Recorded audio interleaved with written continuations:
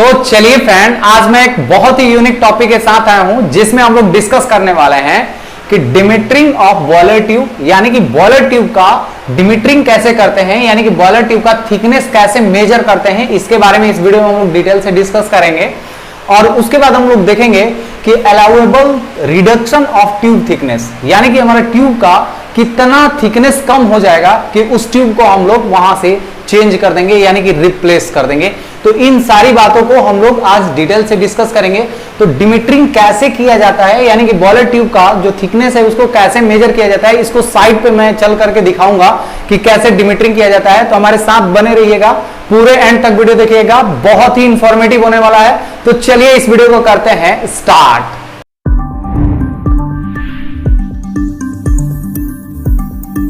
तो चलिए फ्रेंड, अभी हम लोग समझ लेते हैं कि बॉयलर ट्यूब का डिमिटरिंग कैसे किया जाता है, यानी कि बॉयलर ट्यूब का थिकनेस कैसे मेजर किया जाता है। तो यहां पे समझने वाली बात है कि इस ट्यूब का थिकनेस क्यों मेजर करते हैं। जब हम लोग का ट्यूब ऑलरेडी लगा दिए हैं तो इसका थिकनेस मेजर करने का जरूरत क्यों पड़ा। तो देखिए, जैसा कि हम लोग जानते हैं कि बॉयलर ट्यूब के इनसाइड में हमारा वाटर या स्टीम का सर्कुलेशन होते रहता है, और हम लोग ये भी जानते हैं कि वाटर में कुछ ऐसे पार्टिकल या कुछ ऐसे इंप्यूरिटीज होते हैं जिसकी वजह से हमारा इरोजन भी हो सकता है या हमारा कोरोजन भी हो सकता है। तो इस इरोजन या कोरोजन की वजह से हमारा इंटरनली क्या होता है, उसका थिकनेस कम होने लगता है। सिमिलरली आउटसाइड की अगर बात करें तो ट्यूब के आउटसाइड में हमारा फ्लू गैस का सर्कुलेशन होता है, और हम लोग जानते हैं कि फ्लू गैस में कुछ ऐसे एब्रेसिव पार्टिकल होते हैं जो कि हमारे ट्यूब सरफेस को इरोड करते रहता है।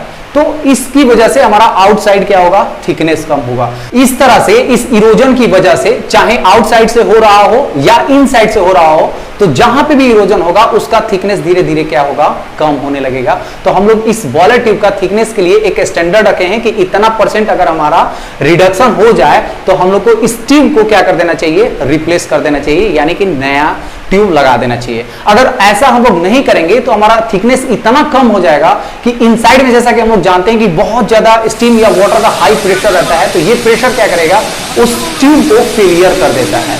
और जैसे ही बॉयलर ट्यूब में फेलियर होगा तो हम लोग जानते हैं कि बहुत बड़ा एक्सप्लोजन हो सकता है, यानी कि बहुत ही डेंजर है। या हमारा अगर फेलियर हो जा रहा है तो हमारा बॉयलर बंद भी करना पड़ता है उसको रिप्लेस करने के लिए। तो इस तरह से हमारा बहुत ही डिले है, ऑपरेशन में डिले होगा, हमारा मतलब कि बहुत ज्यादा कॉस्टिंग आ जाता है। तो इसके लिए हम लोग क्या करते हैं कि डिमिटरिंग कर लेते हैं और पता कर लेते हैं कि किसका थिकनेस कम है। जितना हमारा वैल्यू है उससे अगर कम आ रहा है तो उस ट्यूब को कट करके रिमूव कर देते हैं और फिर हम लोग नया ट्यूब डाल देते हैं। तो चलिए अभी हम लोग देखते हैं कि इस डिमिटरिंग को कैसे किया जाता है।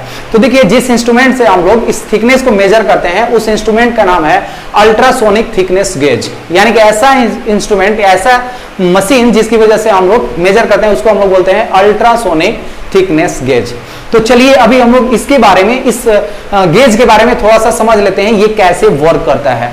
तो देखिए, ये है हमारा अल्ट्रासोनिक थिकनेस गेज। तो सबसे पहले हम लोग इसको क्या करेंगे, तो देखिए हमारे पास एक प्रोब है जो कि अलग से ही कनेक्ट करना पड़ता है। तो सबसे पहले हम लोग इस इंस्ट्रूमेंट में, इस गेज में हम लोग इस प्रोब को कनेक्ट करते हैं। तो देखिए यहाँ पे 2 पॉइंट दिया हुआ है, मैं यहाँ पे इसको कनेक्ट कर दे रहा हूँ। तो अभी हमारा ये जो प्रोब है वो मशीन से कनेक्ट हो गया है, यानी कि गेज से कनेक्ट हो गया है। तो चलिए अभी इसको हम लोग ऑन करके देख लेते हैं।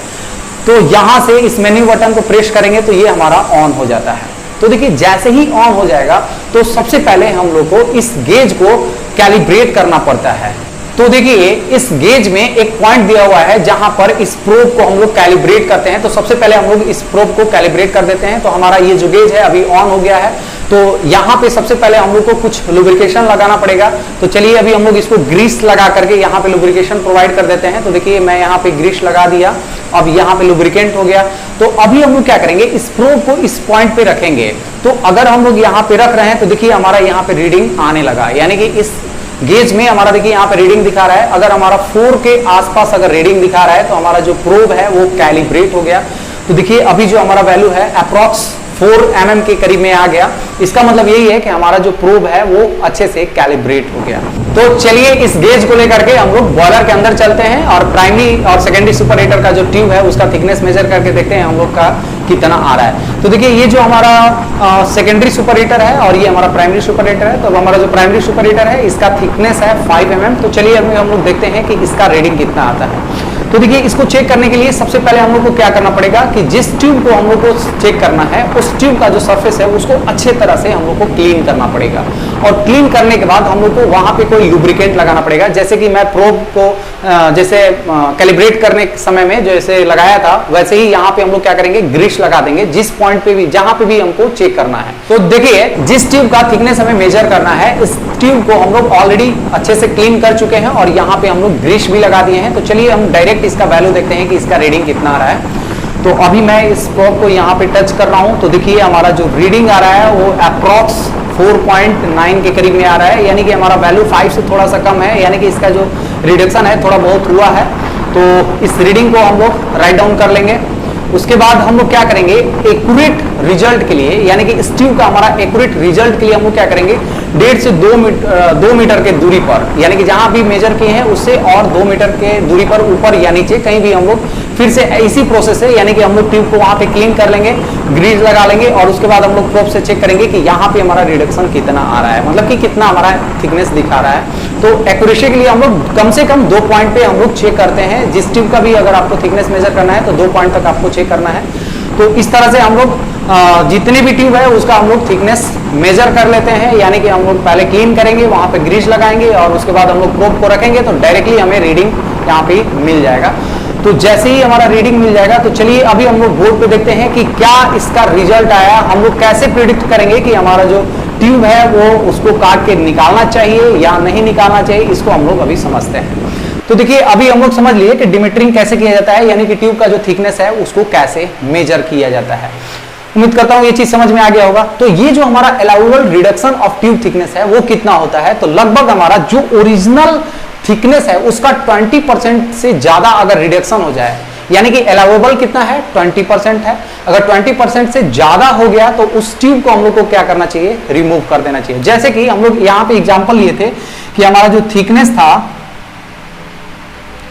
वो कितना है, तो 5 mm था, है ना। हमारा जो सुपर हीटर का थिकनेस है वो कितना 5 mm है, हमारा अलाउएबल कितना है 20%। तो हम लोग का कितना रिडक्शन होना चाहिए, तो हम लोग उसको रिमूव करेंगे तो 5 × 20% है, यानी कि 100। तो ये कितना हो जाएगा, 20 पंजे 100 हो गया, तो 5 ये कैंसिल, यानी कि 1 mm हो गया। तो हमारा रिडक्शन कितना होना चाहिए, अगर 1 mm हो गया तो हम लोग उस ट्यूब को क्या करेंगे, रिमूव कर देंगे। यानी कि अगर हमारा 5 mm है -1 कर देंगे तो 4 mm, यानी कि जब हम लोग रीडिंग ले रहे हैं अगर उसका थिकनेस हमारा 4 mm आ जाए तो उस ट्यूब को हम लोग को क्या करना चाहिए, कट करके रिमूव कर दीजिए और दूसरा वहां पे ट्यूब लगा दीजिए। तो इस तरह से यह एक बहुत ही सिंपल सा प्रोसेस है। उम्मीद करता हूं ये चीज आपको अच्छे से समझ में आ गया होगा कि डिमेट्रिंग क्या होता है और कैसे किया जाता है, कैसे हम लोग प्रोब को कैलिब्रेट करते हैं और कहां कहां पे हमें चेक करना है। यानी कि जिस ट्यूब को आपको चेक करना है, जैसे ये ट्यूब है यहाँ पे आपको चेक करना है तो एक यहाँ पे चेक कीजिए और 1.5 से 2 मीटर उसी ट्यूब के ऊपर या नीचे कहीं भी जा करके चेक कीजिए, जिससे आपका एक्यूरेसी आएगा। यहाँ पे अगर मान लीजिए 5 mm इसका ओरिजिनल थिकनेस है और 4.9 आ रहा है, यहाँ पे 4.89 आ रहा है, तो इस तरह से अगर हमारा कहीं भी अगर 4 mm दिखा दे, अगर मान लीजिए कि हमारा इस पॉइंट पे 4 mm दिखा दे, तो इसका मतलब कि हमको इस ट्यूब को कट करना पड़ेगा। जहां पे भी अगर मान लीजिए यहां से यहां तक हमारा लग रहा है कि थोड़ा सा कमी हुआ है, इसका मतलब कि यहीं पे हमारा इरोजन बहुत ज्यादा हुआ है, तो उस यहां से यहां तक आपको इस ट्यूब को क्या करना है, कट के रिप्लेस कर दीजिए और नया यहाँ पे डाल दीजिए। तो इस तरह से हम लोग यहाँ पे डिमेट्रिंग करते हैं। डिमेट्रिंग करने के बाद हम लोग ये 20% माइंड में रखते हैं कि इससे ज्यादा अगर हमारा रिडक्शन होगा तो हम लोग को उसको रिप्लेस करना पड़ेगा। तो ये हुआ ऑल अबाउट। उम्मीद करता हूँ ये वीडियो आप लोग को अच्छे से समझ में आ गया होगा। अगर मेरा वीडियो आप लोग का अच्छा लगा, इन्फॉर्मेटिव लगा, तो प्लीज मेरे वीडियो को लाइक कर दीजिए। अगर मेरे चैनल पर आप डिस्कशन में नए हैं तो प्लीज मेरे चैनल को सब्सक्राइब कर दीजिए। तो चलिए friends, thank you so much.